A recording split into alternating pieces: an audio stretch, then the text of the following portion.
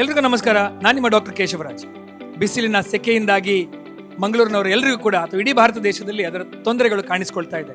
ನಿಮಗೆ ಅತಿಯಾಗಿ ತಲೆನೋವು ಕಾಣಿಸ್ಕೊಳ್ಳೋದು ಅಥವಾ ಅತಿಯಾಗಿ ಬೆವರುವಂಥದ್ದಾಗಿರ್ಬೋದು, ಮೂತ್ರದಲ್ಲಿ ಉರಿ, ನೋವು ಹಾಗೂ ಹಳದಿ ಬಣ್ಣದಲ್ಲಿ ಹೋಗುವಂಥದ್ದಾಗಿರ್ಬೋದು, ಸಿಕ್ಕಾಪಟ್ಟೆ ಸುಸ್ತು, ತಲೆ ಸುತ್ತು ಬರುವಂಥದ್ದು ಇತ್ಯಾದಿಗಳು ಇದ್ರೆ ಖಂಡಿತವಾಗ್ಲೂ ಅದು ಬಿಸಿಲಿನ ಆಘಾತ ಅಥವಾ ಸನ್ಸ್ಟ್ರೋಕ್ ಆಗಿರ್ಬೋದು. ಏನು ಮಾಡಬೇಕು? ಪ್ರತಿನಿತ್ಯ ಸ್ವಲ್ಪ ಉಗುರು ಬೆಚ್ಚಗೆ ಅಥವಾ ತಣ್ಣೀರಿನ ಸ್ನಾನವನ್ನು ಮಾಡಿಕೊಳ್ಳೋದು ಬಹಳ ಉತ್ತಮ. ಜೀರಿಗೆ ನೀರನ್ನು ಕುಡಿಯುವಂಥದ್ದು ಬಹಳ ಉತ್ತಮ. ಬಾರ್ಲಿ ನೀರಿನ ಸೇವನೆ, 1-2 ಚಮಚದಷ್ಟು ಬಾರ್ಲಿ ಹಾಕಿ 3 ಲೀಟರ್ಷ್ಟು ನೀರನ್ನು ಕುದಿಸಿ ತಣ್ಣಗಾದ್ಮೇಲೆ ಅದರ ಸೇವನೆ ಮಾಡುವಂಥದ್ದು ಬಹಳ ಉತ್ತಮ. ನಿಮ್ಮ ಆಹಾರ ವಸ್ತುಗಳಲ್ಲಿ ಕರಿದ ಪದಾರ್ಥಗಳು ಇಲ್ಲದೇ ಇರಲಿ ಅಥವಾ ಅದನ್ನು ಸೇವನೆ ಮಾಡಬೇಡಿ. ಹಾಗೂ ತಣ್ಣಗಿನ ವಸ್ತುಗಳಾಗಿರ್ಬೋದು ಅಥವಾ ಏರೇಟೆಡ್ ಡ್ರಿಂಕ್ಸ್ ಅಂತ ಕರಿತೀವಿ ನಾವು, ಈ ಏರೇಟೆಡ್ ಡ್ರಿಂಕ್ಸ್ ಅನ್ನ ಕುಡಿಯುವಂಥದ್ದು ಅದನ್ನು ದಯವಿಟ್ಟು ನಿಲ್ಲಿಸಬೇಕು. ಇತ್ಯಾದಿಗಳನ್ನು ಮಾಡ್ಕೊಳ್ಳೋದ್ರಿಂದಾಗಿ ನಿಮ್ಮ ಆರೋಗ್ಯ ನಿಮಗೆ ಕಾಪಾಡಿಕೊಳ್ಳಿಕ್ಕೆ ಸಾಧ್ಯ ಆಗ್ತದೆ. ಬಿಸಿಲು ಅಂತ ಹೇಳುವಂಥದ್ದು ನಮಗೆ ಬಹಳ ತೊಂದರೆಗಳು ಕಾಣಿಸಿಕೊಳ್ತದೆ.